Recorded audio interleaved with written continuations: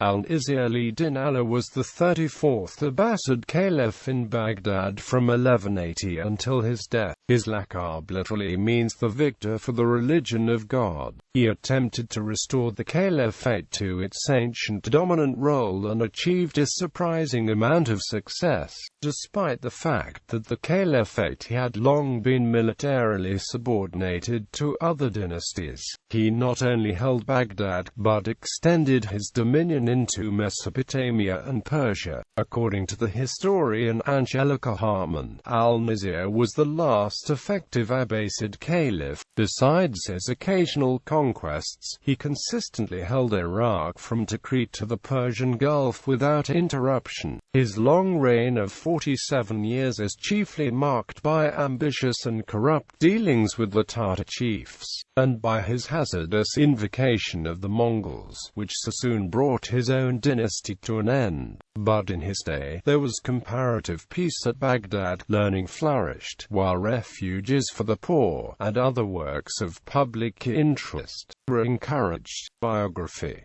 Al-Nasir was the son of Caliph al-Mustadi and a Turkish Ummawalid called Zumarud. His reign was unusual for the rise of the future groups in his reign, connected to Baghdad's long-standing Iran. These urban social groups had long existed in Baghdad and elsewhere, and they were often involved in urban conflicts, especially sectarian riots. Al-Nasir made them into an instrument of his government, reorganizing them along Sufi lines and ideology. In the early years of his caliphate, his goal was to crush the Seljuk power and replace it with his own. He incited rebellion against the Seljuk Sultan of Persia, Tofrul III. The Khwarizm Shah Alauddin Tekish, at his instigation, attacked the Seljuk forces, and defeated them in 1194. Tofrul was killed and his head exposed in the caliph's palace. Tekish, recognized now as supreme ruler of the East, bestowed on the caliph certain provinces of Persia that had been held by the Seljuks.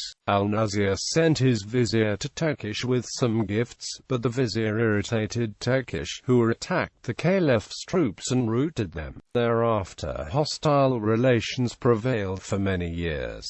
The caliph assassinated a governor of Tekish by using an Ismaili emissary. Tekish responded by having the body of Al-Nasir's vizier, who died on a campaign against him, exhumed, and the head stuck up at Khwarizm. Irritated at this and other hostile acts, the caliph retaliated by treating with indignity the pilgrims who came from the east under Khwarizm's flag. But beyond such poor revenge, he was powerless for any open enmity. Tekish's son, Muhammad II, annoyed at the actions of the caliph, set up a Shia caliph to paralyze Al-Nasir's spiritual power. Following up this act, he turned his army on Baghdad. In response, some medieval historians write that Al-Nasir appealed to Genghis Khan, the rising Mongol chief, to check Muhammad's progress. This point is controversial, but it is likely that the caliph had some contacts to the non-Muslims Mongols. The caliph soon found Genghis Khan to be quite threatening. The steppes of Central Asia were set in motion by Genghis Khan, and his hordes put to flight the Khwarizm Shah, who died in exile in an island of the Caspian. Death. Al-Nasir spent his last 3 years paralyzed and nearly blind.